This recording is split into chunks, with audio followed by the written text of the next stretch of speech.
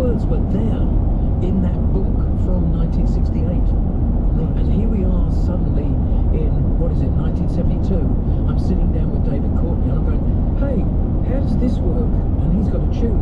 Dun, dun, dun, dun, dun, dun, dun. So I go, everybody knows down at the road from my book. Bang, it worked. That was one of the first. You can lose your life under a taxi cab. You gotta have eyes in your feet. You sit right down, take up your guitar and play. But then the lawman comes and says, move along. So you move along all day. Well, I'm a one-man band. Nobody knows nor understands. Is there anybody out there wanna give me a hand to my woman? Do I post that with Bruce? The music style seemed quite varied. I mean, when we started with Long Tall Glasses, it's hard to imagine that existing as a lyric before it was music, because the style of the music seems to be so close to the words themselves. So it feels as though the words are coming out of the music. Dave Courtney and I have often discussed this. David and I. It's vaudeville, because we grew up, my manager and Dave's everlasting friend was Adam Faith. You know, Adam Faith used to appear when he first started in the music halls with people like Max Miller and all these great sort of like Arthur Askey and Norman Wisdom, yeah, exactly, and so on and so on and so on. And this bred a tradition of showmen, people who walk on stage and their job was to entertain an audience with any they had. CEOs come out, just he picks a lyric that is show business, like The Show Must Go On. It's got to have show business music. And David appreciated that because he also remembered that time. This is a time we came from, you know, before rock and roll, before skiffle, there was musical. So vaudeville, it's called, the music. It's almost like, you know, I don't know what it is. It's Parisian, it's English. It takes traditions of the musical. It takes the traditions of the first spoken performances on stage. It comes all the way from Piero, if you like. Yes. You know, so here we are presenting this, and I'm thinking this is a damn good vehicle to get on stage with, because, you know, some of the time when you're up there and it's early on in your career and you don't know what to say, you feel like that stand-up comedian who's kind of like suddenly, what's the word for it, when you can't say the words and you can't say, you crash, you know, and what are you going to say? So I thought that my songs, if I could present them in the right way with these kind of words and lyrics and the music that came from vaudeville, the words that tell a story, that tell about a guy standing on stage, baby, although I chose this lonely life, it seems it's strangling me now. All the while, in big cigars, gigantic cars, they're all laughing at me now. You know, you're actually singing about the moment that you're in, standing on stage. It felt logical to me. Baby, although I chose this lonely life, it seems it's strangling me now. All the while, in big cigars, gigantic cars, they're all laughing at me now.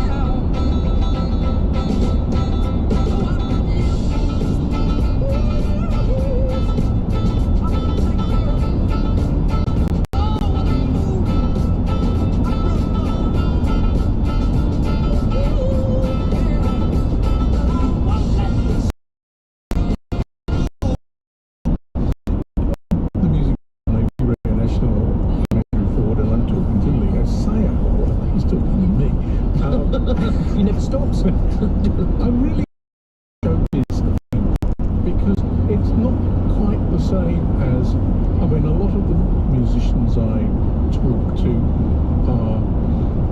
they write songs and they sing their own songs, but what you do still is showbiz, and it's being an entertainment. You can't, you're not sitting behind a guitar kind of sulking your way through a song. No.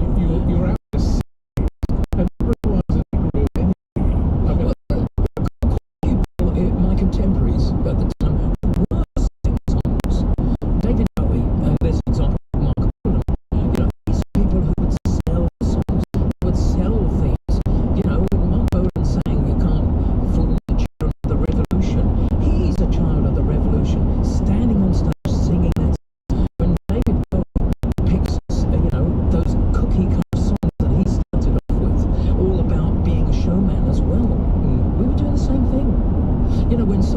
Lovers Lonely Hearts Club Band and all the characters in there from the Beatles. That's what they're doing as well. We're actually presenting something that is like left of the circus and right of the musical. and that's it was original. And I thought, well, I'm going to stick with this theme, you know. So for the first two albums, for Silverbird and Just a Boy, that is the theme. But there are songs, I mean, the influences in your work as a singer and a songwriter are, there's a lot of soul. I mean, you make me feel like dancing. You can imagine that being done as an absolutely straight up soul number, couldn't you? Yeah, I mean, I sing When I Need You Now almost as a blues. Yeah. And, you know, we've adapted it to that from the sweet ballad. It's much more like Otis Redding now. But that was always in me. I was a blues harmonica player in the little gap between, you know, coming out of London. I was in London. I used to sit in with people like Ginger Baker and Bill Wyman and Jack Bruce and Eric Clapton and Ronnie Wood. I mean, they all know me from that time. Was it you, Jerry, the harmonica player? That was me. And I used to kind of sit in with those guys. I joined the Graham Bond organisation. I sat in with Alexis Corner. I sat in with the early Stones, you know, Ian Stewart and those guys. So I had that root, you know, in that. I loved blues. Again, I found it from Bob Dylan, from that first record that my cousin played to me. And that opened up an area which was great, interesting, and also the harmonica. I started playing the harmonica, and that was a wonderful thing because you just put it in your top pocket, carry it around. You know, you don't need any instruments or anything around you. You know, that was a wonderful thing to have. It was very freeing to have that, to sit on a beach in Worthing and just play away. You know. Speaking of let's talk about Thunder and Lightning again, because that was a testimony, wasn't it, when Mick sort of dusted it down and remade it in his own image, even though you're obviously still there. Tell us a little about that. Well, it's a funny story really, because I don't think Mick had much to do with it. He had a manager who was an ex-A&R head of EMI Records, and they just conjured up a clever idea, because basically they thought that it would be really good. They both loved the song. They knew the song anyway. Yeah. They claimed they didn't. They claimed they went into like Amoeba Records, I think it was, in Los Angeles, and found a disc. And then, wow, who's that? Oh, Leo Sayer. Cool, remember him? You know? And then put on the disc and discovered that, ooh, this could be remixed. No. It's all a fit up really, because it was actually a group called Bimbo Jones, a guy called Lee Dagger that I work with now, who's a DJ who creates amazing music as well, and I sometimes put lyrics to his songs, his tunes anyway. But they actually created it, and Mick didn't have much to do with it. But here's the weird thing, they released it as a white label, thinking that nobody would have heard of Leo Sayer after all this time, because fashions change so quickly. So here we are in 2005, 2006, and it goes around all the clubs.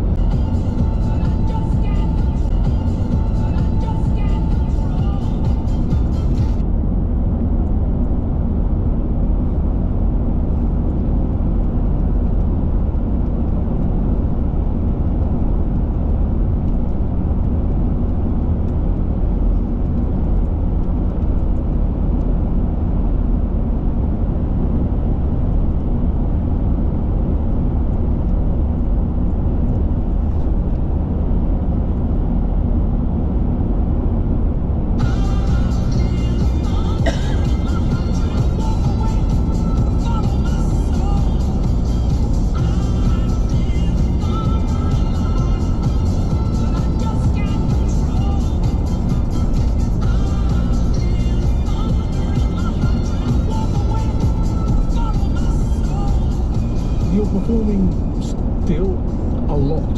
You just had a sold-out Australia-wide tour. Yeah, it was great. Who are your audience? Well, there's obviously the older than 40 or 45 or 50 crowd that come. But weirdly, there's now a lot of young people that come as well, and it could be kids tagging along with mum and dad, you know, that's kind of obvious, but it also could be that, you know, because I did a duet on Australian Idol with Marshall Hamburger, young singer, and we're doing more, actually, we're doing Christmas carols together. Because of that connection, that's bringing in a lot of younger people, and it always does, you know, it's like that record did. All of a sudden, you know, the Mech record re-established my career. Suddenly I'm in the news again. I'm 77, I'm really glad of anything I can get. You know, I mean, come on, I'll pick up pieces, it's fine.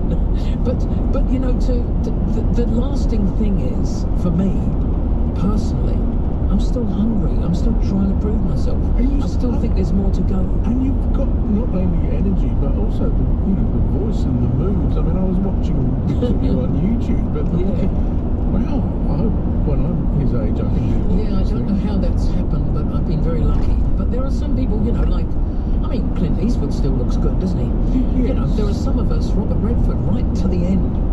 Dear Robert Redford, looked fantastic and was still in movies and still keeping fit. And I think if you love what you do, it's possible to keep that up. Yeah, but you're dancing on stage and you're singing and you're hitting falsetto notes. So you're painful my leg is today. I mean, I've got a partial kneecap replacement down here, and I'm banging it today. It was hard getting up the stairs just now. Oh, I mean, I could complain all day, but I'm not going to. No, look, whenever I get on stage, the adrenaline takes over. I don't prepare myself in any way, shape or form. I just get up there and think, maybe this is the last show I'm ever going to do, so why not go for it? Well, you heard it here. If you can get a ticket for the Please it go. might be the last show. Well, you never know, you never know. But we've got some nice ones planned next year. We're gradually now taking the show to the cities. I mean, believe me, he's not going to like hearing this, but my agent didn't believe in me at all when we started. But they booked 4 shows that became 14 because they always just sold out. So I like that. I love being underestimated. I love being undervalued. I love being underrated. It's good fun. You're not underrated here. Leo, say it's been a great pleasure to meet you. Thank you for coming.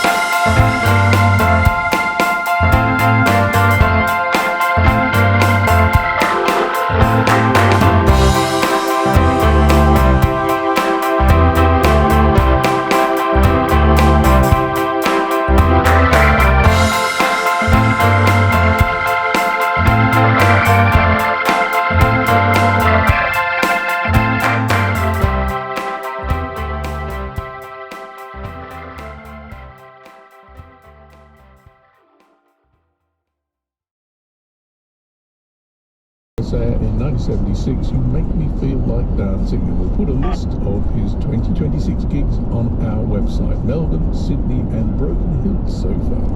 You're listening to The Music Show on ABC Radio National. I'm Andrew Ford. Aboriginal and Torres Strait Islander listeners are advised that this program contains the voices of people who have died. Yowelu, Art and Song in Wilbury Women's Ceremony is a handsome new book that examines the dances and songs and body designs of the Wilbury community in the early 1980s in Woollahra in the Northern Territory. The book comes with recordings of the ceremonial songs, some of the recordings are from the 80s and some were captured more recently. There are also photo descriptions of the dance and detailed illustrations of the painted body designs. And there are a lot of co-authors in this book, women from the community, linguists, musicologists, translators and teachers, and we're going to meet 3 of them in a moment. But first, let's hear an example of a recording from a women's ceremony, and hearing it takes us straight to the heart of Warlpiri country.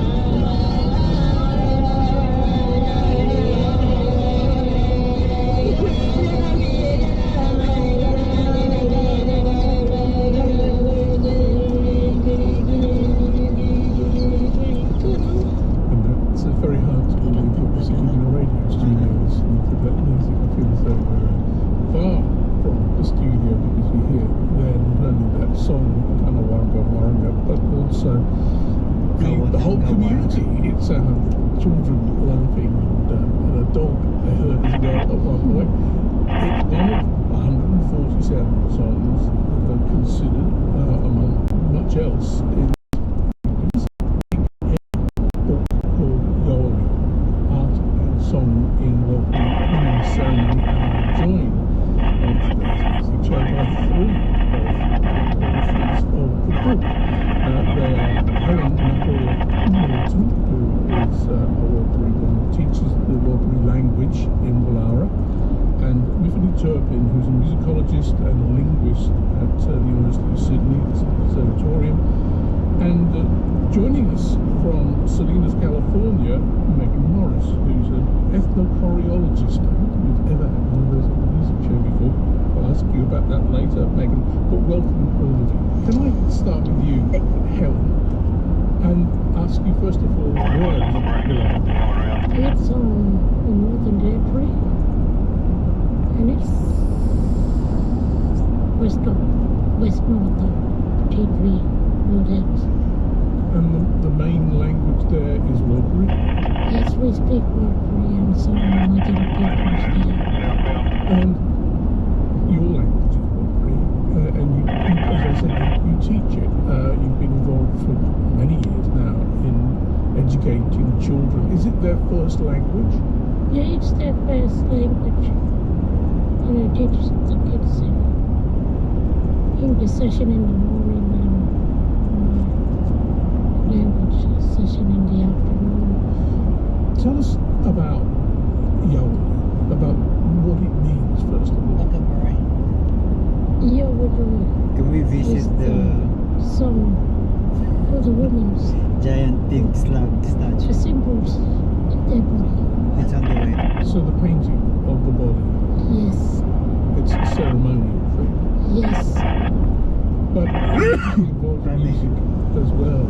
It's called giant What are some pink of the things slug statue. you would do? When they have ceremonies, that's the time we get involved. Like young boys going through the road, and we get together, and we all get painted up. And where does the music come in? Is that part of the painting? Do you sing while you paint, or do you sing while you walk, or while you dance? The ladies sing when they put the painting on their body. This book is as much about art as it is about song. It's full of designs and the photographs of of the women that painted, and also some descriptions of the designs themselves. Booger Bright. Are they connected to the songs? It is connected. So you would sing a particular song for a particular design? Yes, and the designs are connected to the, like birds, trees, plants and trees and animals. Maybe I could bring you in here, Megan.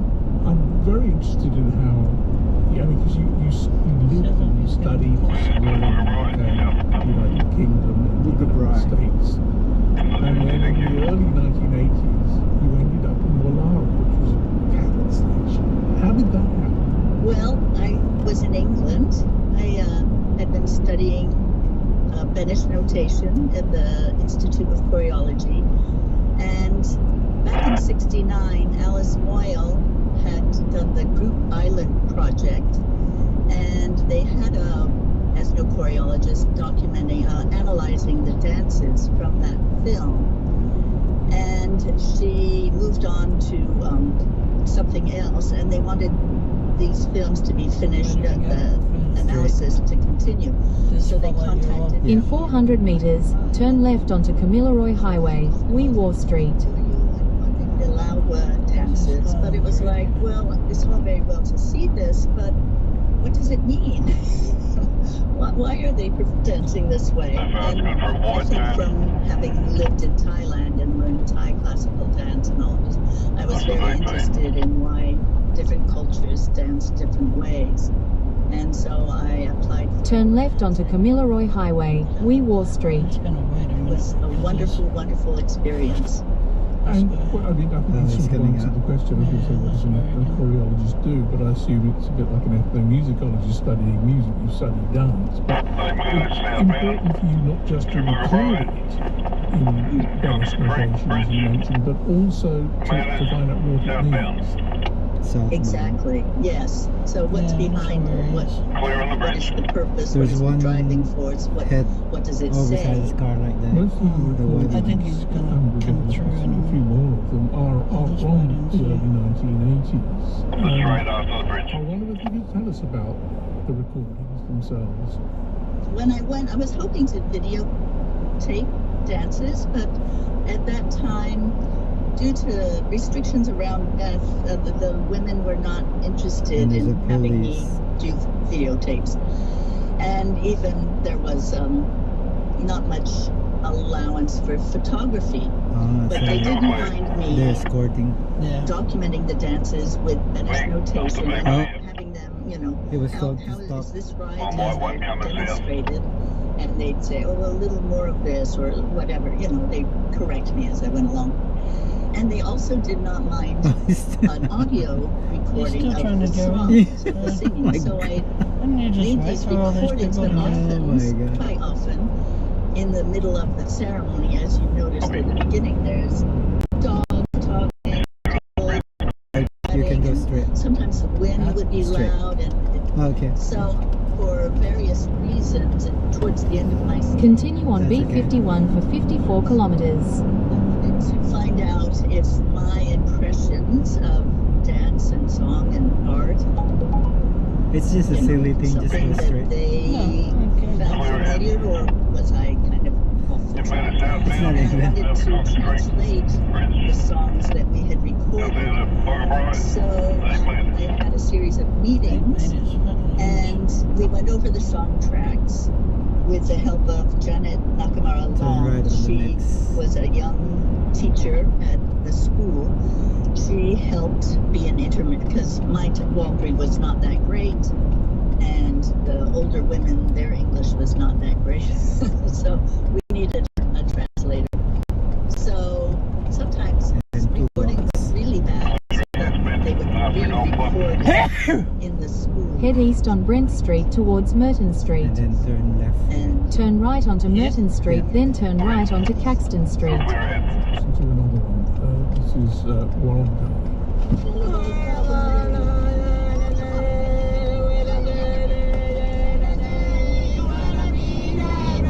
Head north on Merton Street towards Dalton Street. And there you can find park. In 200 meters, turn left onto Dalton Street. Somewhere here. There it is.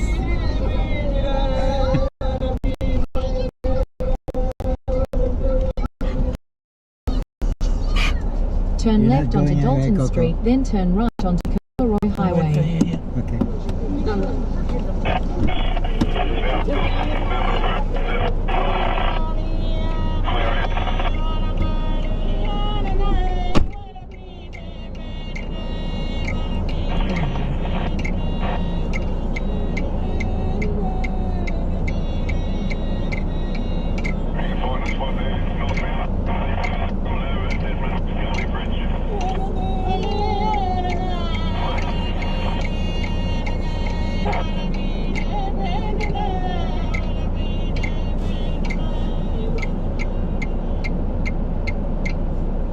That's Warrangali, one of the songs in this book, Yowelu, a song from Willara, of the Warrangali people. And on today's music show, my guests are Megan Morris, who is talking to us from California, Mick Turpin, who we haven't heard from yet, but we will in a second, and Helen Naparola Martin. Helen, when you hear that now from some decades ago, what do you feel when you listen to that music?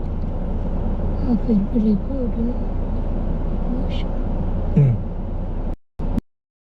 The slapsticks we heard common in Willara in the 1980s. So in the track we listened to, we first heard Megan's recording from 1981, and as you say, there was not so many clapsticks. And then we've played one of the more recent performances of that song. I see. One that was recorded in 2000. So on that occasion, myself and my colleague,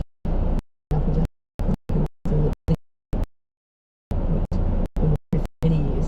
So her and I made a lot of recordings with the women over those next 10 years, really, from 2009 to 2019. And you can hear that the audio is quite different. Technology has progressed incredibly in a relatively short time.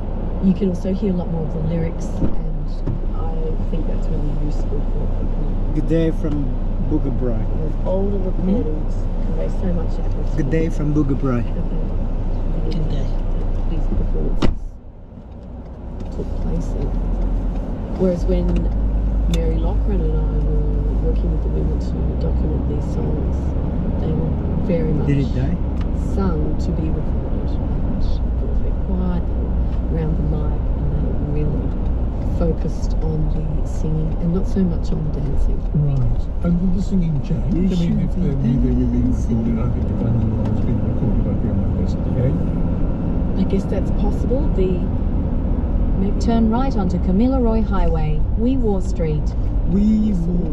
Whereas, you know, if you're performing for an event like, you know, what Helen was Yeah. describing,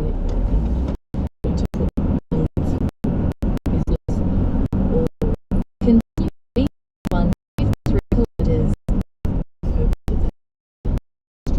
kin members, they're straight in the dance ground, they're doing this sort of thing. No background noise, on the walls, and being in unison is, you know, at the forefront of that purpose. So certainly it was the forefront of this purpose in 2009, because people are really concerned that it is hard to learn these songs, and they're worried that people were See you later, Boogabri. progressing through traditional or pre-ceremonial knowledge as they themselves were when they were that age. So recording the song was an attempt to sort of make them teachable. Exactly, like Helen does at the school with the posters and people coming there, the students learning it, and also just in your own home. These days everyone's got headphones, they've got the devices, and if you can just carve a spot at home to sit down and listen, hear into something where the words are really clear. Yes, yes, of course. Let's listen to another song. This one without the clap rhythm. This is Gamba Gamba. Can I just say about the clapsticks? Yeah.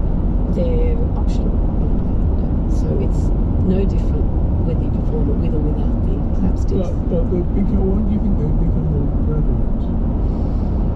That's a good question. Maybe people like the rhythm. Maybe because there's no dancing. You know, when women are dancing, they have their feet that are banging out the rhythm on the ground. But they use their bodies before that, didn't they, to make the rhythm? People would normally be dancing. Right. Yeah, and even from a seated position, people like clap too on their lap as they sit. And certainly the clap sticks are like really strong rhythms. So I think it's popular. They've become popular. Yeah, exactly. They sound better. Yeah. All right, let's listen to Dump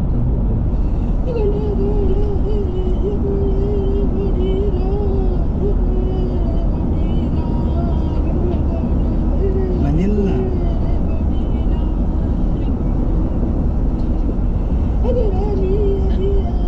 Manila is on the right. 72 kilometers.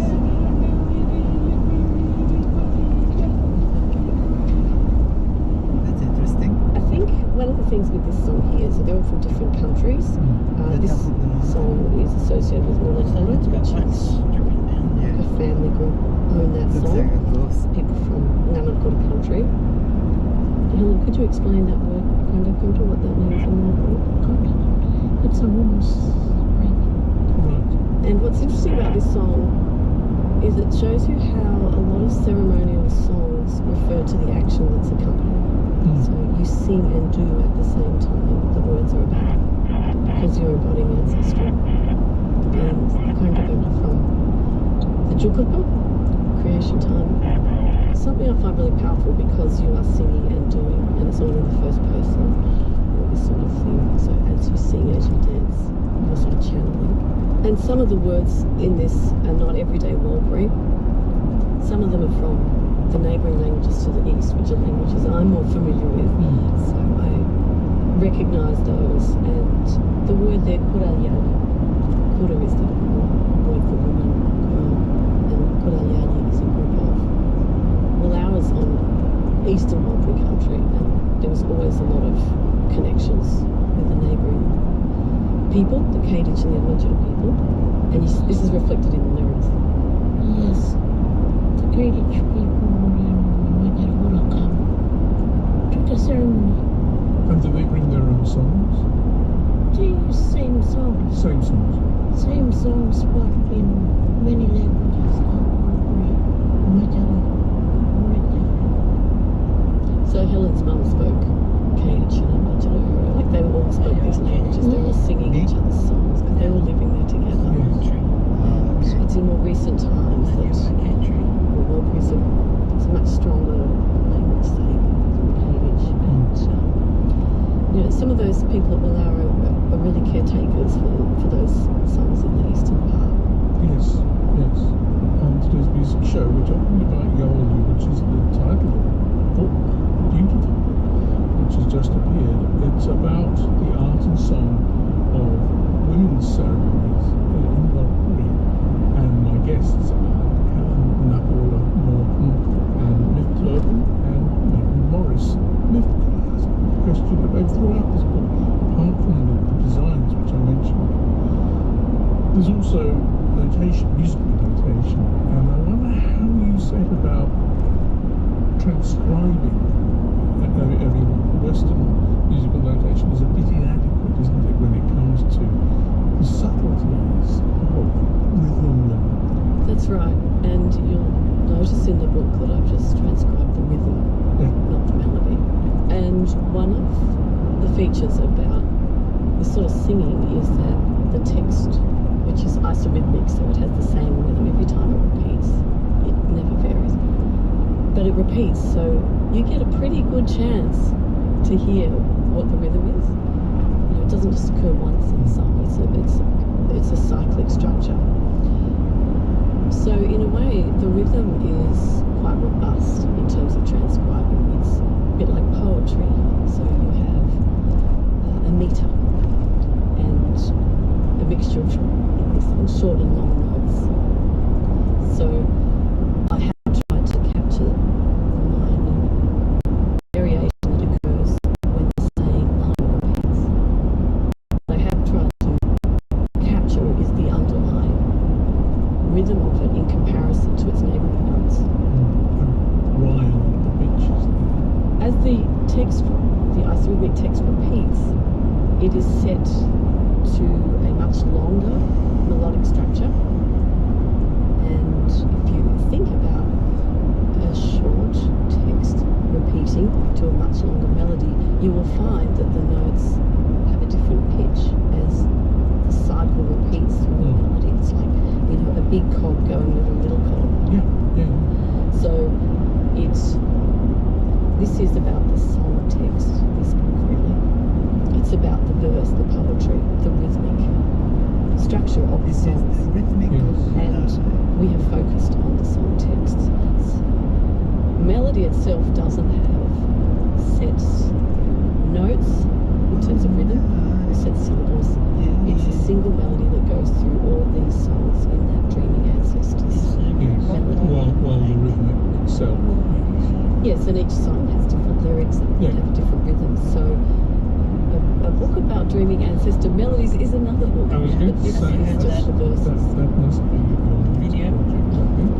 Helen, you translate I'm not sure where it is. Like, words South into America. English. That can't always be easy. And the guy rings up the radio station to request a song. In English, much of the time, like, or you have to find another way Reebok to on the translate the songs, the meaning And then of the songs. Reebok on the mic. It's very hard. Yeah, Reebok on the mic. It's a great I popular just song. Very listen to the recordings over and They're like there for ages trying to work out what it is. transcribe. And then in one go, is it this one? And then he plays it. The rhythm. And I think what most It's listeners just won't Reebok. realise is that actually being able to hear the Reebok of the words night. is Reebok really on the different mic. because the dials change. Reebok of the night. Because there is patterns of Thinks vowels it's a song about change stickers. headings, long, short, and the word stress has moved. There's words from neighbouring languages, there's words from old languages. So, you know, Helen listening, one does have to listen a lot and also talk to people, don't you? Talk to the elders to find out the metaphoric language that's Is it a Reebok underlies. or a night?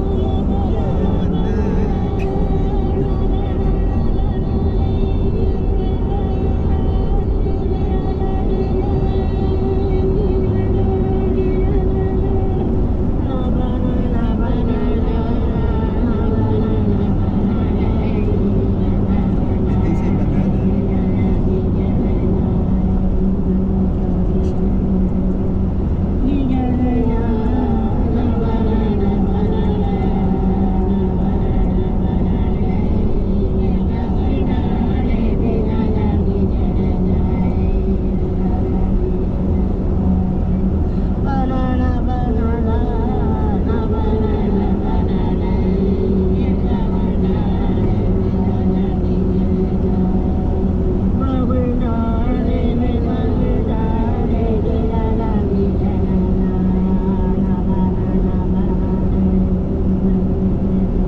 Is it ripe or Helen, could you tell us something about that song that we just heard? is it ripe or Oh, that song's about the lady. Let me see it. The lady was from Singapore. Like, it's in rural area. And Oh, then the lady was In plucked Northern that Territory. seed from the tree. She didn't want to share it. So she was throwing the And seeds. it's in okay? That made it spill on the tree.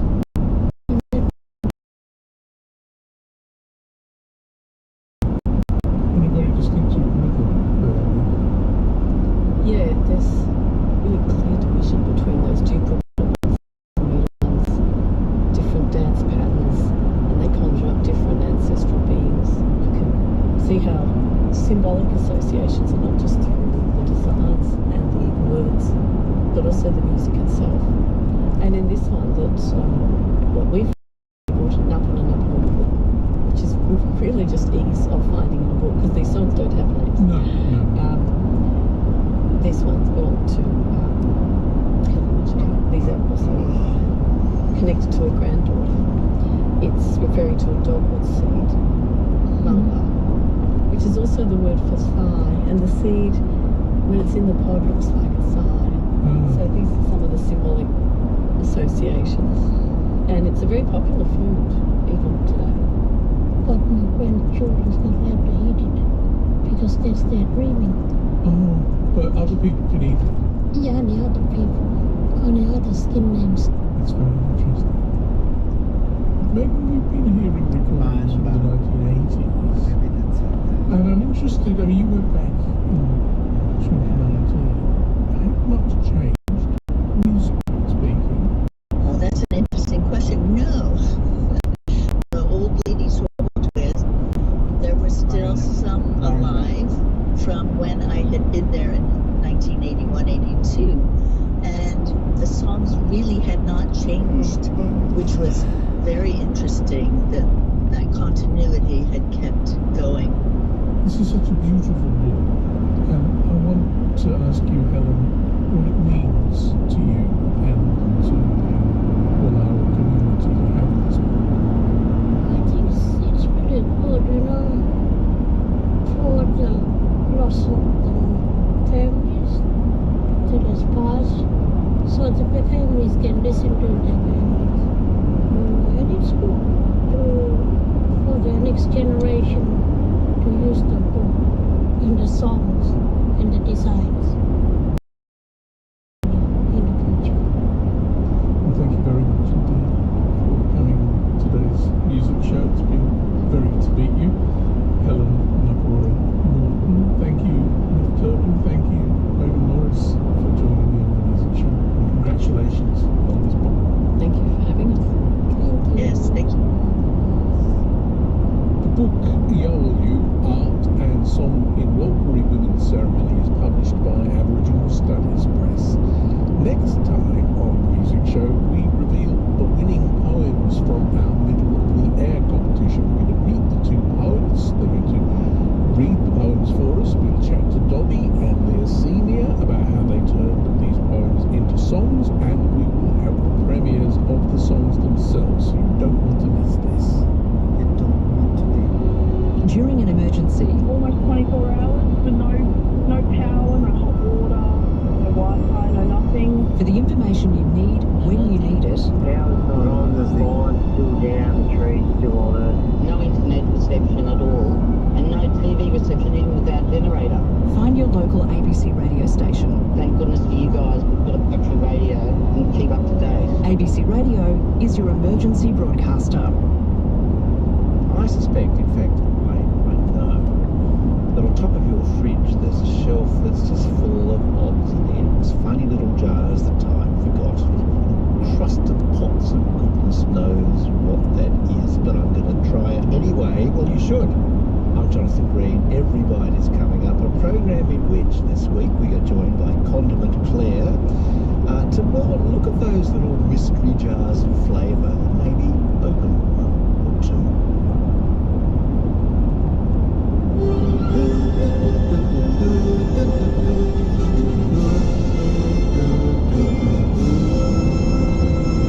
Good morning, Kerry Worthington with ABC News. Authorities in Southeast Asia are assessing the damage of widespread flooding that's claimed more than 320 lives across Thailand, Malaysia and Indonesia. Asia editor Karishma Vyas reports from Thailand where more than 50 people have died. The frustration at local authorities is palpable. There was a lack of warning. There's also a very slow response in southern Thailand. Thai economists estimate that the damage this has caused could be as high as $1.2 billion. Meanwhile, officials in Sri Lanka say 58 people have died in flooding caused by torrential rain. Entire communities have been cut off and search and rescue operations are underway.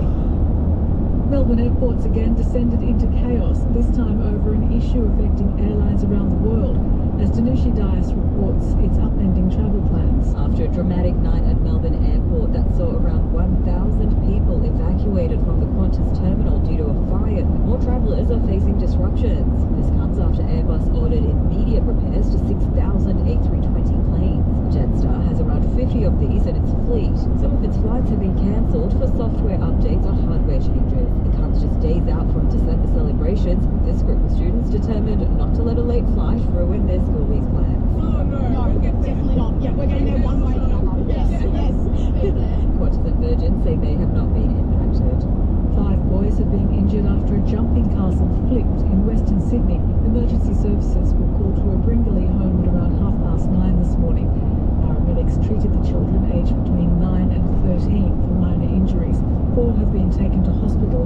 unstable conditions. More severe storms are expected to affect southeast Queensland this afternoon. Forecasters say the wet conditions will move towards the coast from midday and could bring large hail, strong winds and heavy rainfall. Thousands of properties lost power in wild weather earlier this week, and the cleanup is continuing. Senior meteorologist Shane Kennedy says a dry change will kick in next week. And that dry air should really flush everything away, so I'm expecting things to calm right down from Sunday afternoon. It should stay fairly sunny and clear for several days after that. It may not be until even the second half of next weekend we see the return of those thunderstorms. Survivors of historical forced adoption practices are calling for South Australia to establish a state-based redress scheme after similar initiatives in Tasmania and Victoria. The SA government says it remains committed to supporting those affected, but declined to say whether it will establish a redress scheme in the future. Greens MLC Robert Sims says it's time for the government to begin consultation with those affected by forced adoption practices. These women in the 80s and they've been dealing with trauma, and I think they deserve justice, and so that's why we need to see a scheme being established here in South Australia. A high school has been badly damaged by fire in southwest New South Wales. Flames ripped through most of a two-storey building at Deniliquin in the early hours of this morning, which contained classrooms and the library. Fire and Rescue New South Wales Zone Commander Stuart Alexander says specialist investigators are travelling to the scene from Sydney. We're not ruling anything out. It will be subject to a very thorough investigation. So at this time, until our investigators arrive on the scene, keeping a very open mind as to what the cause may have been. In Australian rules football, two juggernauts of the women's game meet in tonight's AFLW Grand Final at Princes Park. Henry Hansen has more. For the third year in a row, the AFLW Grand Final will be contested by Brisbane and North Melbourne. The Lions claimed a 17-point win in the trilogy's first instalment in 2023 before the Roos set out on a scarcely believable two-year run that rivals the most dominant in Australian sporting history. Defeated last year on the way to a 30-point Grand Final triumph before backing it up a so-far perfect year in 2025. But North was uncharacteristically human in last week's preliminary final victory against Melbourne, needing a fourth-quarter comeback to put them place in tonight's final, giving Brisbane hope it has what it takes to prevent the Roos from becoming the first women's side to claim back-to-back premierships. Henry Hansen, ABC News. You're up to date with the latest ABC News. You're listening to ABC Radio National. Oh, goodness, look at this. It's reddish, it's in a jar. It's right up the back of the fridge there, next to that crusty jar of Dijon and a half-finished tub of red curry paste. And oh, what on earth is that? But this little jar, I wonder what it could be. It looks a little spicy. Let's see. Golly, that's a fruity, spicy, oily little mix. How did I forget that? And I wonder what I can do with it. I may need some help. Fortunately, I have someone in mind, an internet sensation, a person who has considered this question many times over. What can I do with that? And she's here to help all of us. Okay, if you're listening to this and you have a jar in the back of your fridge, and don't lie, I know that every single person listening probably has at least one jar that they don't love, grab it today. Claire Denute, aka Condiment Claire, is a solutions-oriented flavour feed, and she is our guide today. And in her quest for new taste sensations, she's not afraid to push the boundaries. That is so random, that is not something that is done, but that's the way that I like it the best.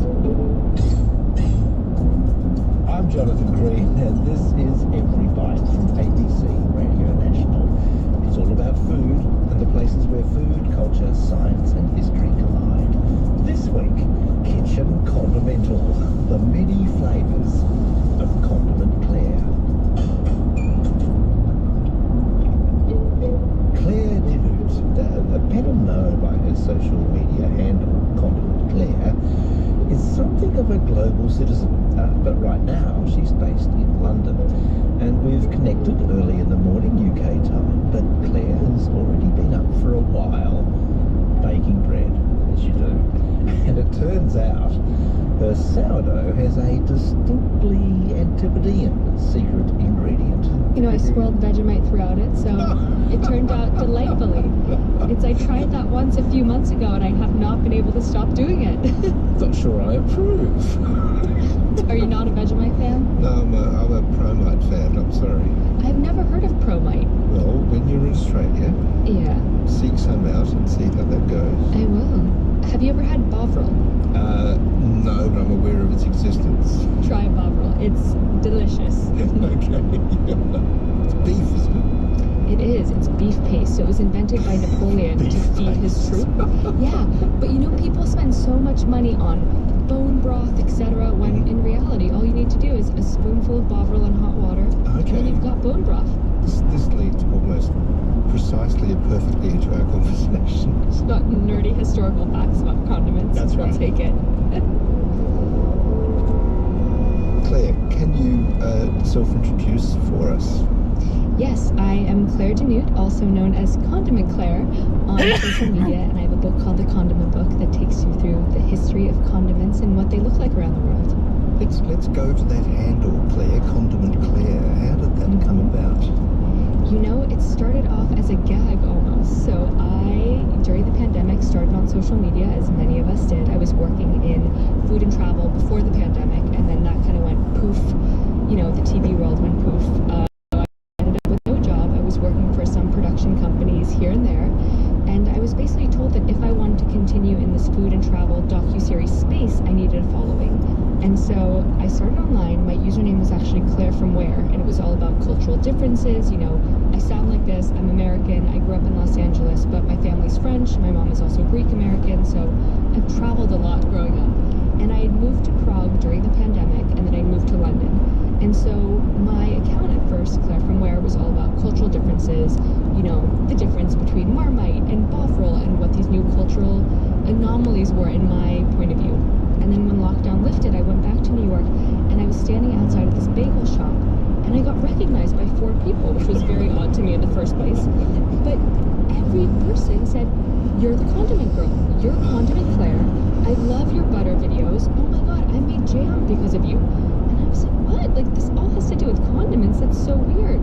So I came back to London, and I was having a think about it, and I realized, you know, my entire life, I have always loved a good condiment. I'll always have jam in my fridge. My family and I have always made jams and chutneys because we have a lot of fruit trees in our backyard, and nothing's ever going to go to waste. Always made my own butter. I would bring... Sorry, you always made your own butter? Yeah, which I didn't realize was a weird thing. That is pretty nerdy, I'm going to say. Yeah, I will say so. I'll take it. But you know, it's whenever we'd go to France, you can get this beautiful butter there with these big flaky salt crystals. And then, you know, back in the US, you can kind of just get these sticks of butter, and yeah, they're fine, but they're not condiment butter. And I think, you know, there's butter and there's butter. And butter is that condiment butter that you wouldn't melt down and bake with, but that you really want to appreciate for what it is. So growing up, it was very normal for, you know, my mom and I to whip up some butter if we were having a brunch or anything like that. And so yeah, after that New York bagel shop encounter, I came back to London, and I changed my username to Condiment Claire because I was like, at this point, my life is a gag. Like, let's do it. This is funny. Everyone is completely delirious from lockdown. Yeah. I was like, this isn't my real job anyways. It doesn't matter. And within that month, I had 4 literary agents reach out to me, and they all wanted me to write a book about condiments. So here we are. What is your working definition of a condiment? Let's start from there. All right, well, a condiment, well, the word condiment comes from the Latin verb condire, which means to enhance the flavor of something. So it's basically this element of a dish that isn't necessary whatsoever, but just makes everything better. You know, so as we were saying before, when it comes to butter, you can have a slice of toast, but if you have a slice of toast,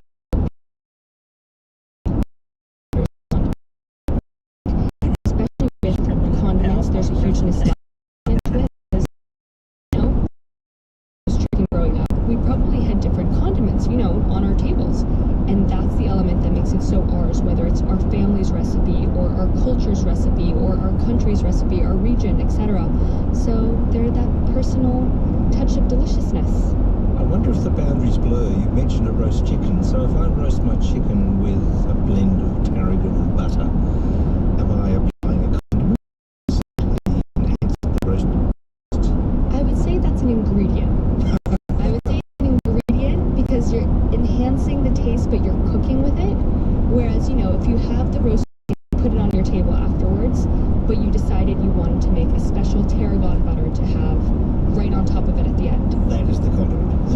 that element you don't actually really need because you've already made the chicken, but You refer to your book as a flavour manual. yes.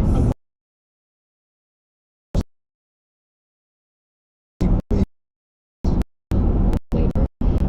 And a lot of people are really worried to play around in their kitchen. I use the word play because I think food is playful and it helps you understand yourself, and there are certain rules to follow. Some ketchup should only be, a burger or a hot dog, but those rules are made up. You can play around with whatever condiment you want and explore your taste buds, explore what you actually want to be eating.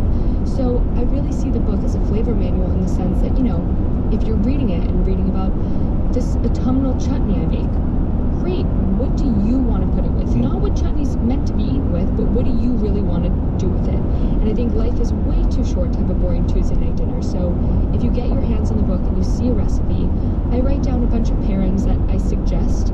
But again, those are all suggestions. It's all completely up to you. I wonder if the mixture of your background, does that give you a fairly kaleidoscopic condiment range? I think it may. I think that's a big part of it because I grew up eating a lot of Dijon mustard. It was always on the table, so breakfast, lunch, dinner, snacks, Dijon mustard was always there. Tell me about the breakfast application. Oh, I have it with eggs all the time. Okay. All the time. So whether you scramble your eggs in an empty Dijon mustard jar, like let's say you finish your jar of mustard and there's some bits on the side, I would just pop 2 eggs in there, shake up the jar, and then that's how you make scrambled eggs. Is that how you make scrambled eggs? I mean, I'm no expert, but that's not the way I was taught. It sounds, however, potentially delicious and efficient. This focus on flavour-forward eating, self-sufficiency and sustainability, it's part of Claire's appeal on social media, as demonstrated by the popularity of her Never Rinse a Jar videos. The internet is freaking out about the fact that I never rinse a jar. I always find a way to reuse it. So this empty honey, I'm going to make a tea right after this. This leftover pesto, maybe I'll make some eggs right now, or maybe make some guac inside of it. It's like a really chive, herby. I'm not sure yet. I'm going to say eggs though. I've got scraps because I'm prepping some cucumber jam. So I have cucumber, I've grated some apple, and then I decided I wanted to eat some daikon. So I also have daikon scraps. Now, can you use these to make a broth, etc.? Yeah, of course you can. Am I feeling lazy? And do I have this jar of pickle juice? Pickle brine? Yes. So what I'm back here. We have a full jar of pickles. Full jar. Veggie scraps in the leftover pickle brine. Why not?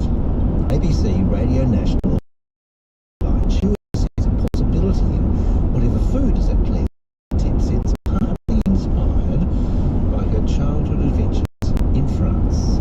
I am very grateful that, I had a little bit of a Hannah Montana childhood, for lack of a better word, in the sense that I was raised in Los Angeles, in a city, but my father's family comes from the deep countryside in France. So anytime I would go back to my father's family's home, it was always on a farm, during the summer holidays, etc.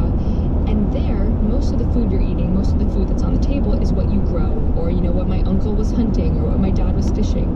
And so because of that, we had a lot of apple trees and just fruit trees in general, and we had our own vegetables. And sometimes there's so much of it that you can't necessarily use it all, and we're not going to let anything go to waste. So, in the month of June, there were a ton of cherries. So it's like, okay, we've got to prep some cherry jam. And then in December, at least, we'll have that taste of summer when we open a jar of cherry jam.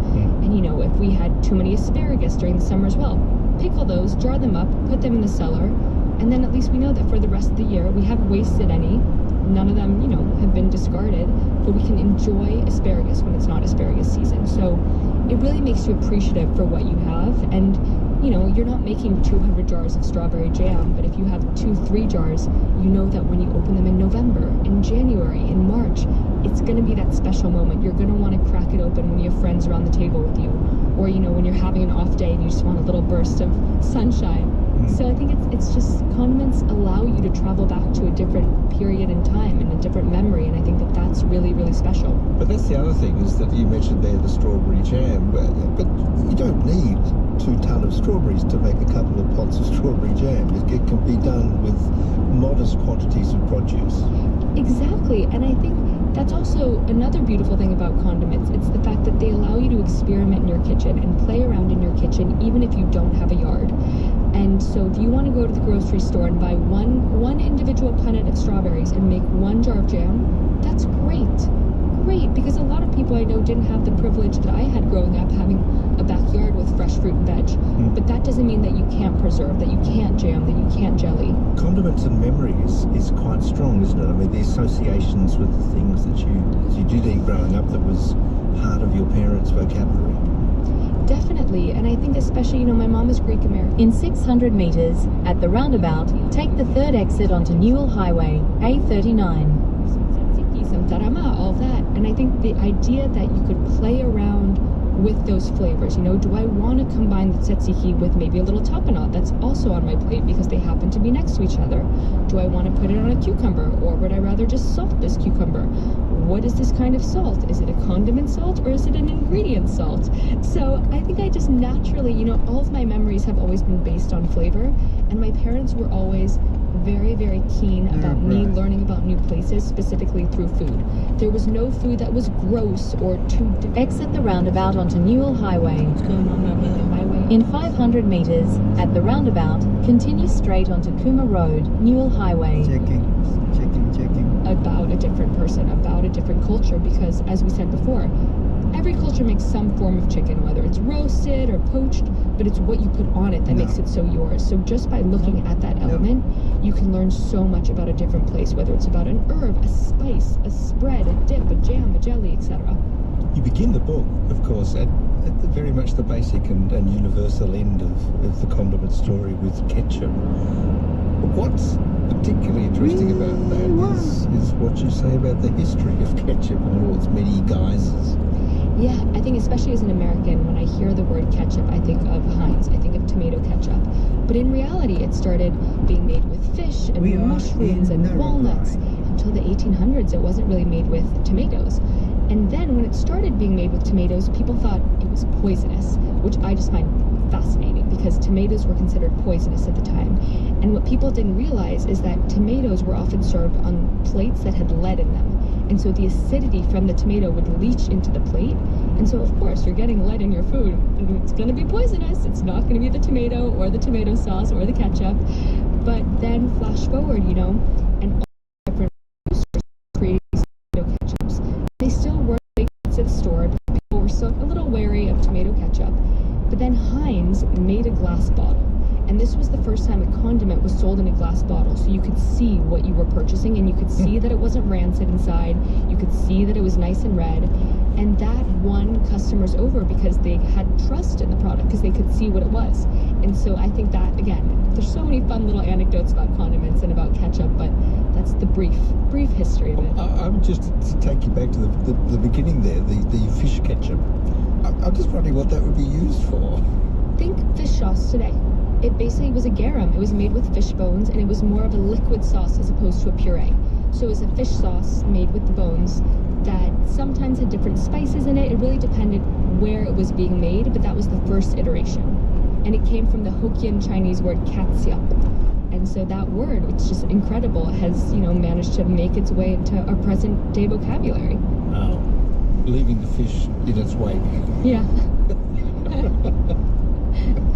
So, Condiment Claire, does that mean that you prefer perhaps the taste part of your food to be a little more accommodating of the flavour aspect? Do you like a bland meal that you can embellish?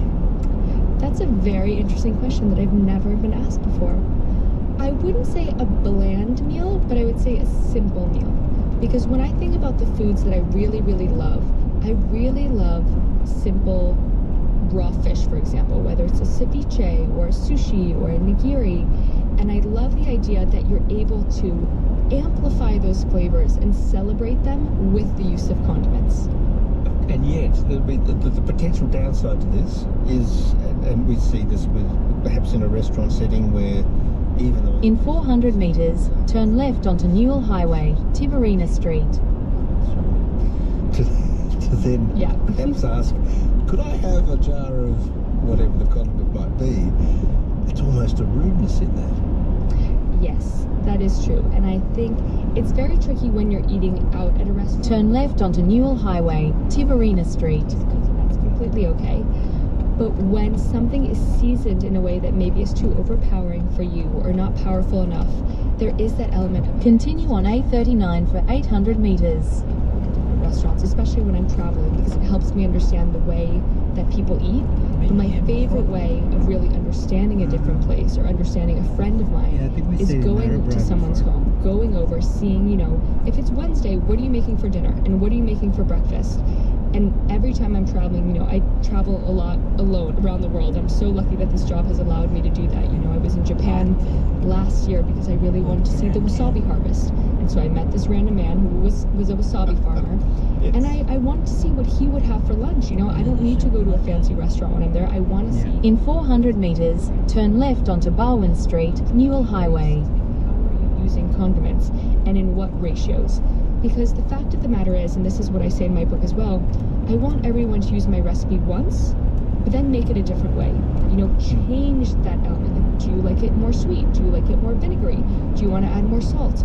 Because again, turn left onto Barwon Street, Newell Highway. Such different flavor preferences that it would be so, you know, it would be such a bummer if we all had to do it the same way, and we don't. And I think that's the Continue on A39 for 214 kilometers. About exploring what, and this may be undiscovered for many people, where our tastes in condiments might lie. Taste in general, there are things that I prefer sweet, maybe salty, maybe umami, you know. And from there, try and think about, okay, what's in my fridge? What are the jars that I never touch that are in the back, and what are the jars that I really use? Or are you more of a spice person? Like, would you prefer to use nutmeg and cinnamon and cumin? Or would you prefer to use herbs? Do you like dried herbs? Do you like fresh herbs? Because I think herbs are a very underrated condiment as well.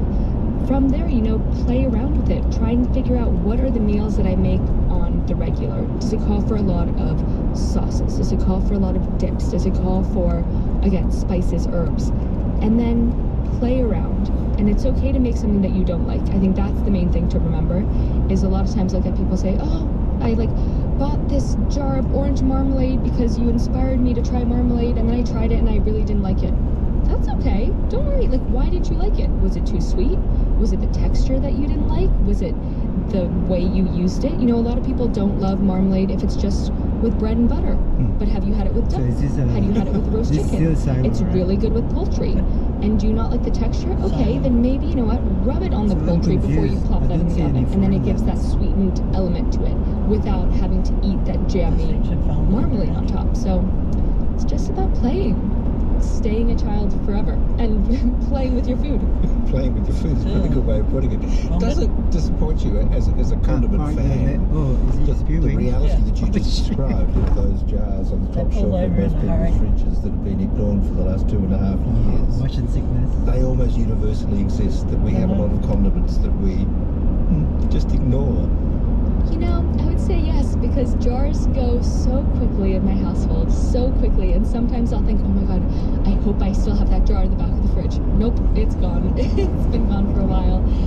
But it's just the idea that if you have a jar that you don't love in the back of your fridge, okay, if you're listening to this and you have a jar in the back of your fridge, and don't lie, I know that every single person listening probably has at least one jar that they don't love, grab it today and try and figure out why you don't like it, and then how to change that. Is it the texture that you don't like?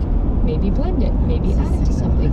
Is it, you know, the taste? Is it too salty? Is it too sweet? Okay, add it to a counterbalancing element, and just try and use it in one iteration that isn't a common iteration. For example, I make candied jalapenos a lot. I love candied jalapenos with strawberry jam in yogurt. That is so random. That is not something that is done, but that's the way that I like it the best. So it's find that jar and use it in a way that it wouldn't necessarily be used, and find a way to counter the element that you don't like about it. I think you've just given a very good example of a way in which something might not normally be used. Welcome to my brain.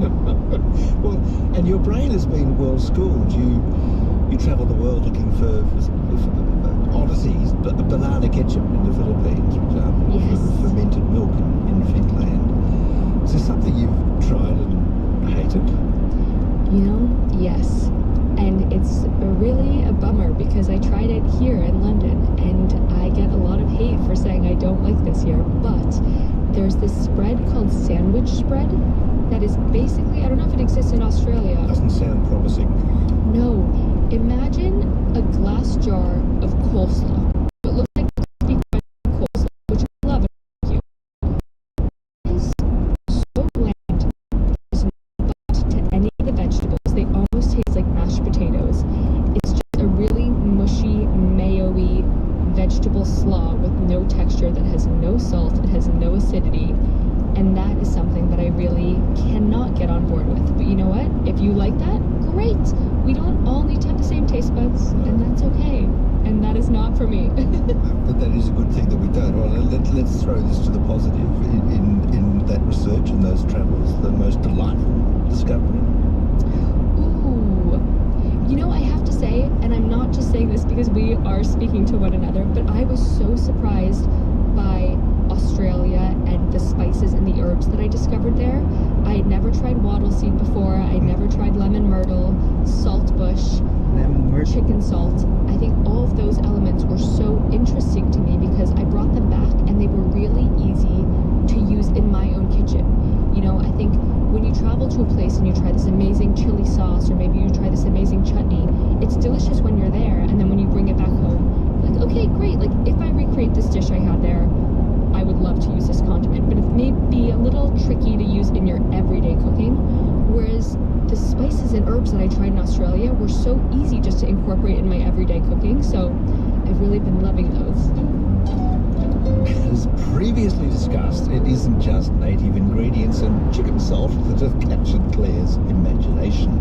She has a special fondness for Australia's favourite beer brewing byproduct, Vegemite, which of course she's eager to try in unusual combinations. It's a US convert, so I got some white toast because I know you guys told me it was wrong, but I put on sourdough with some butter.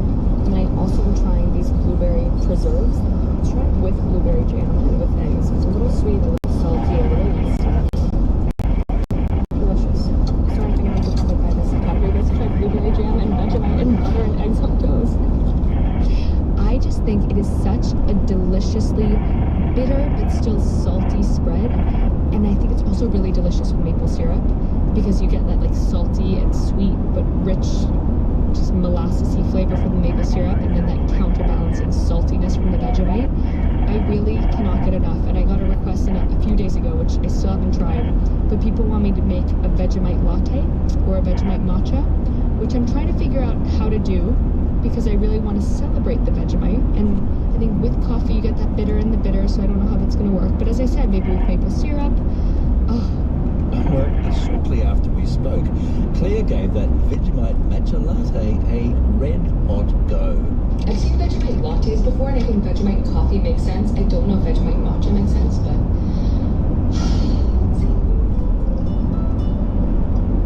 let's see. Listen, is it fun? Yes. Does it taste good? Yes. Will I make this every morning?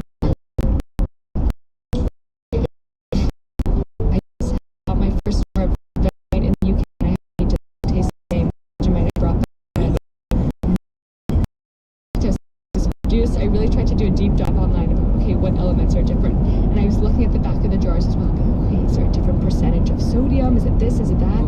It honestly looks exactly the same. I will not lie to you. But maybe that I know that I didn't purchase it in Australia, so that's why it doesn't taste as good. It just needs the sunburnt splendour of the Australian supermarket to bring out the true flavour.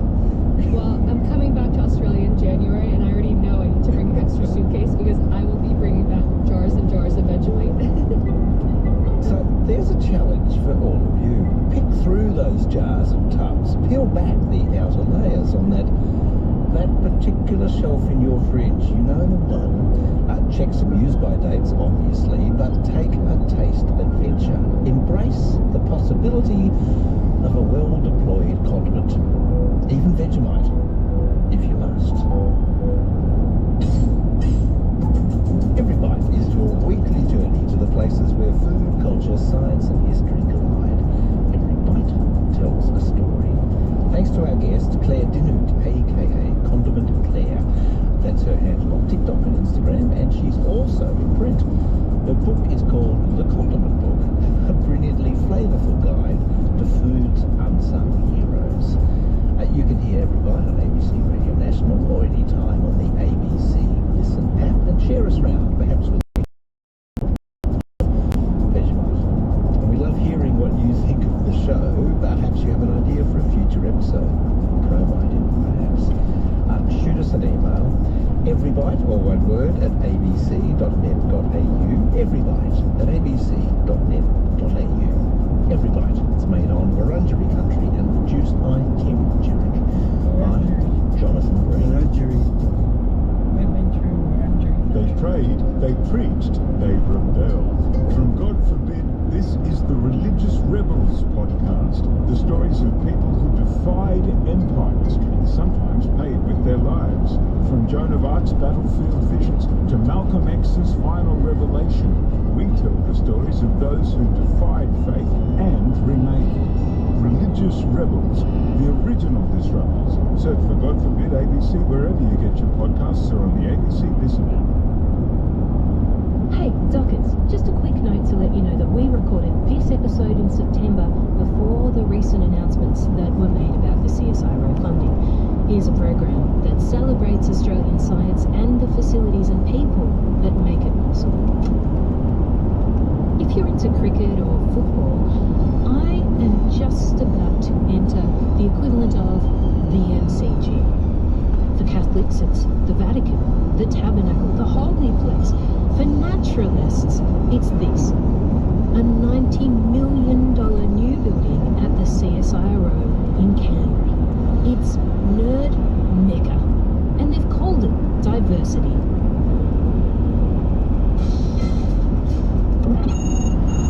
Hello? Oh, no, it's not an ode to political correctness. It's the new home of the CSIRO's wildlife collections. A record of biodiversity here in Australia as we know it. If you think, what is the place where you're most likely to find a new species in Australia? It's here. What the duck? The epicentre of new species discovery in Australia is a concrete vault in Canberra.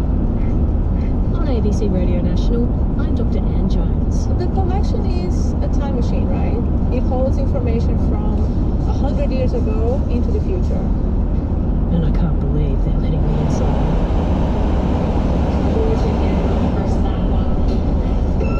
Yeah. Alicia Greeley, CSIRO Research Projects Officer and Lab Manager, is pointing to a huge emergency shutdown button that looks like it will eject the pilots of all the nearby aircraft straight out of their cockpits. It's handy, right next to the button for the door, which, in true science lab fashion, sounds like it has a poltergeist from it. Do you want to show me around?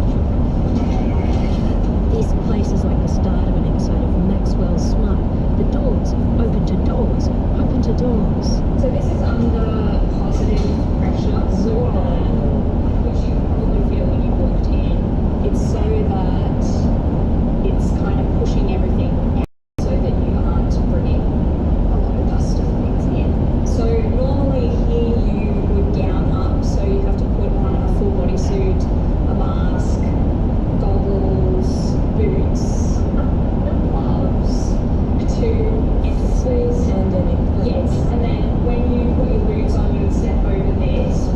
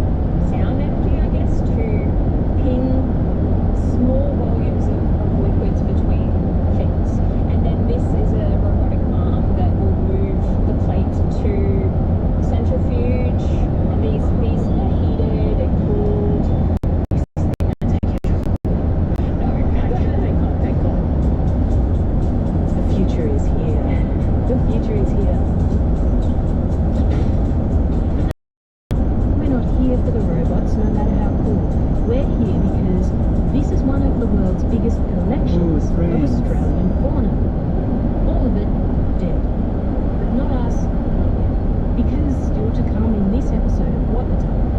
Flies that murder birds, freezers full of stiff cockies, new organisational mapping for your sock drawer, and whether we can use the side of a specialised archival shelf.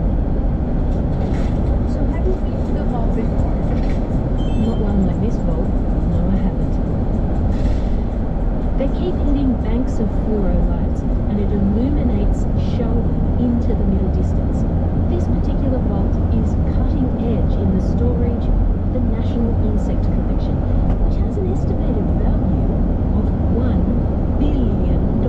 This was a really big deal for us because the collections were protected with naphthalene. Olivia Evangelista de Souza is a curator of the CSIRO collections. One thing that we don't have to do, for instance, is that we don't have volunteers having to spend a 3-year cycle placing naphthalene tablets from every single drawer. So that work is gone, which is great. The new building design has already significantly reduced the mothball bill. So going chemical-free required us to implement all sorts of like mechanic, physical, and behavioral measures so that we could protect the collections. The risks to the collection include fire, insects eating things, UV, temperature and moisture changes. And hence, they're in this cement bunker right in the middle of the building. Hence the unfavourable temperature, the blinding artificial lights. In short, I pity any insect that likes to eat dead insects that tries to make its way in here. So the first of all, in terms of risk mitigation strategy, is several layers that lead up to the vault. See a layer there, what we call like the dirty zone, coming to the air wall, coming to the curation, the anteroom, all the way to the vault, and then the outlet layer stored on a slide. This is like butterfly and moth's genitalia. They can accommodate bits and bobs. Mouth parts, like really tiny pieces, all the way to entire insects. Lizards, gnats, mites. We have one of the larger collections in Australia of mites, scaled insects. So some of the collections are traditionally only slides. Alright, so this is the war collection. The pin collection, what you probably imagine a butterfly collection would be like, but this one is supercharged. 25,000 drawers of pinned insects. Yes. Potential for many specimens? 12 to 15 million specimens. Wholly uncooked ravioli, 12 to 15 million invertebrates. It's difficult to quantify how many, especially because the collection should grow on an annual basis at least 1%. Oh wow. The new building has some room for expansion. Drawers and shelves that are not yet built will be over the next 20 years. If you think, what is the place where you're most likely to find a new species in Australia? It's here. You could open any of these drawers and it could hold 20, 30, 50 new species that are just waiting to be described. Olivia isn't actually talking about those new insects that will be making their way into the vault in the next 20 years, not necessarily. She's talking about the ones that are already there. Finding a new species is not like you might imagine, with a pit helmet and a machete. It's painstaking examination of drawers full of insects. These are the largest predatory flies. Predatory? And they're only found in Australia. What? They can get up to palm-sized. Some will even kill small birds. Dr. Bayless is a phonics, and we're both standing next to a drawer full of blepharotes, robber flies, with pins stuck in them. Before me, I have what looks like a cross between a beetle and a bumblebee, and the is ruggedized and scaled almost like a stepped pyramid. They are unlike anything I've ever seen. And you can see across here the different species. Some have metallic in the abdomen, some have pattern wings, some don't, some have large abdomen. Those little things are fluffy on the side.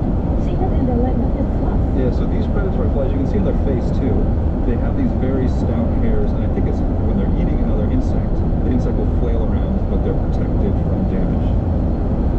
So So in here are several different species, and some of them are completely new to science, even though they can be palm-sized, really loud, buzzing around, and killing other insects, and even small vertebrates.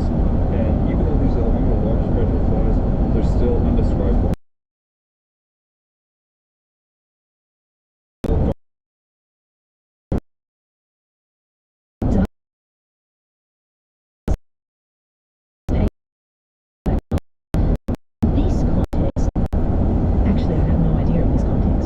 Essentially, it's saying that there's dark matter and dark energy in the universe that we know it exists, but we don't really know what it is. So the same thing for insects, where we know that there's this huge amount of biodiversity out there, but we don't actually know anything about them other than that they probably exist.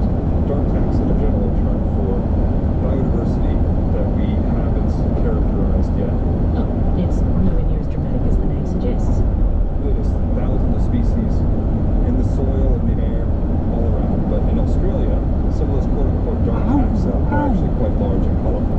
And that means even these beastly-looking predatory flies, big enough to go from the knick-knack section through to homewares, remain unnamed or unclassified, unknown by Western science. In some cases, it's just through lack of study. Counting the hairs on a fly bug takes ages.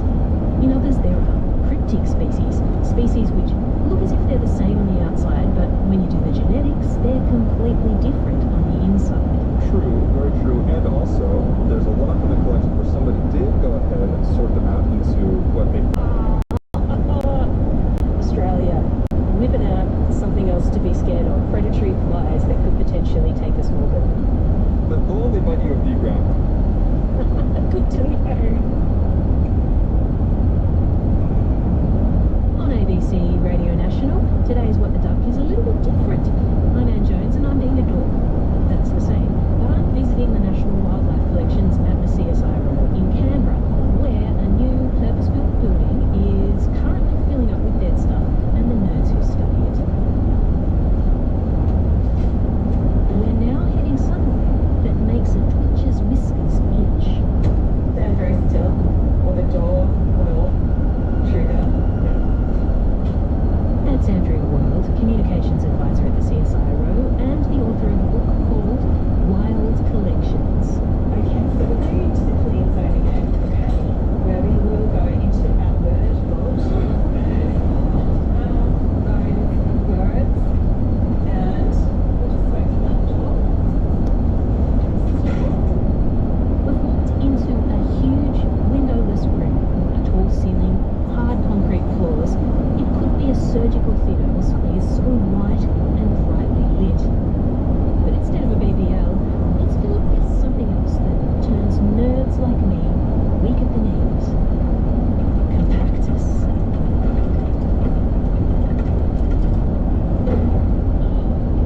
I'm Anna Kearns. I'm the team leader of the Australian National Wildlife Collection, and I'm a research scientist here. Are you a bird person? Yes.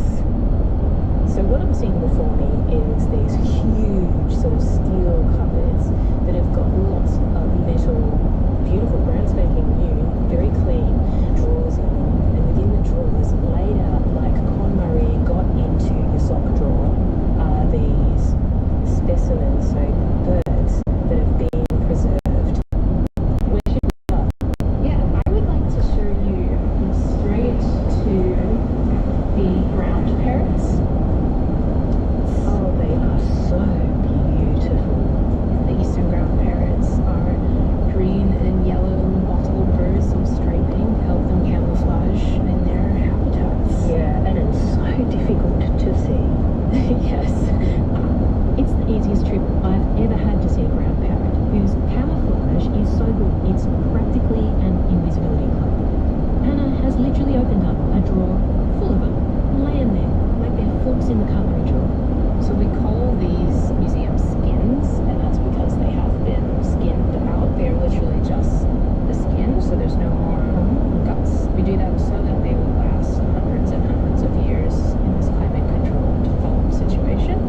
There are still some bits of skeleton because we keep the beaks, the legs, and the wings are still in, but everything else is the skin and the plumage, and then we stuff them. Yeah, like a little teddy bear.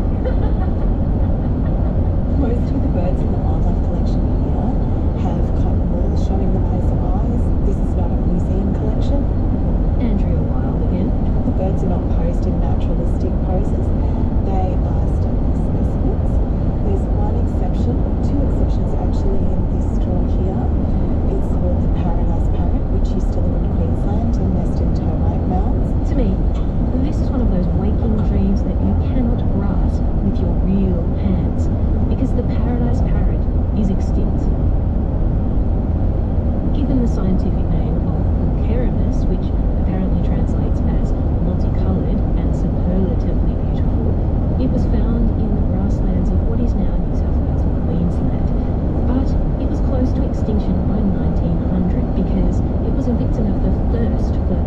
sealand habitat. That's one of Australia's most sought-after ecosystems to farm. Because, well, it already looks like a farm, doesn't it? And on top of that, the termite mounds that the birds exclusively nest in, they were often trucked away to be used as tennis court bases or house flora. And a lot of these birds were shot and collected because of their astounding beauty. Some were also captured for the aviary trade. Is this a photo of the parlour display? So parlour displays were popular in Victorian times in England. The Victorians liked taxidermy dioramas. These birds were part of the display of taxidermy birds. Here, one of them. Oh wow. They're quite small. They live up to their name. They look like a tiny bundle of paradise. Typical of parrots, they have red and green colouring, but also this beautiful turquoise. They have a classic beak shape and the two toes facing forward and two backwards. These birds went extinct in the late 1920s. The only way I will ever see these birds is because they're in these drawers. Because they were in a sort of macabre trend of interior decorating. But these days, we can have DNA samples in a freezer, so why is it important to have these skins? What role do they play in research? They often play really critical roles. Anna Kearns. Our collection was established in the 60s, and some collections are much older, so they have specimens that go back to the 1800s. So there's temporal perspectives that you can get from these old specimens. We can use this sort of specimens that we've collected to look back in time and see what's going on in the species. The options for questions you could ask seem endless, and not least of all because of the scale of this place and this collection. Yeah, we have it all organized by taxonomy, from non-passerines, starting with cassowaries and emus, all the way to little passerines. What's the size of a drawer on an emu drawer? Oh, look, oh my god, is that a golden? Yes. Oh my god. Lyrebirds. I think the emus are on top, but we can have a look at that. Anna just said she's going to let you look at a cassowary. Oh my god.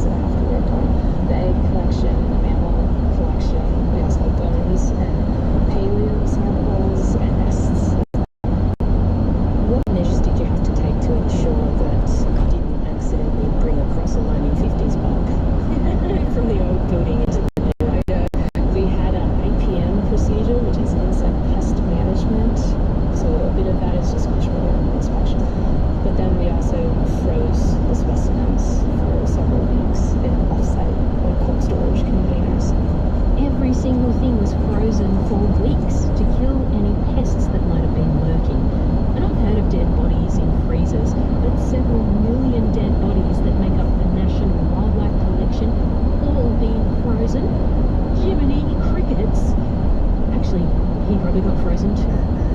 And then they're brought up to temperature slowly, so we're not introducing humidity into the specimens that's going to damage them, and then they were brought here. Well, I don't want to be rude, but science is weird, right? Have to do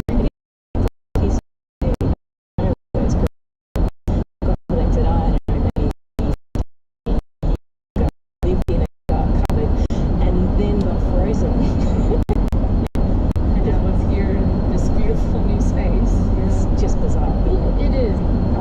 It's bizarre when you think about it. Bodies of insects from gnat obsessives from 50 years ago, and bits of mammals stored in jars. Some of our colleagues will say, oh, it's a warehouse, or it's a cemetery. Those things are true because we store insects, but I see the collection more as a playground. Because with this amount of information that we have of specimens over time, we can answer any question that we have now and those that we don't know we have. And there's new questions that we can answer as technology evolves. As problems come up, we're able to revisit the collection over and over. So it's more like a playground for those who have knowledge and imagination. That's why I think that the collections are so special. Like, we owe it to us and to nature and to the country to know what we have. This is it. Shall we go across the way? Yes, that one, Mike.